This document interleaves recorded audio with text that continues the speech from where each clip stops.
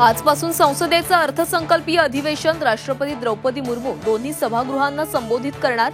उद्या देशाचं बजेट सादर होणार। मंत्री धनंजय मुंडे कालपासून भगवान गडावर मुक्कामी, नागरिकांशी संवाद। आज परळीकडे रवाना होणार। महायुतीच्या सत्तेत एकनाथ शिंदेंचा सिंहाचा वाटा, मंत्री भरत गोगावलेंच्या विधानानं महायुतीत वाद होण्याची चिन्ह।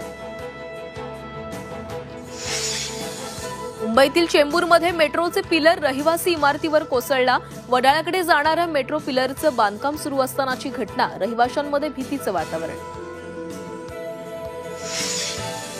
लाडकी बहीण योजनेत परराज्यातील महिलांची घुसखोरी, बोगस लॉग इन करत 1171 अर्ज भरल्याचं महिला आणि बालविकास विभागाच्या तपासात समोर।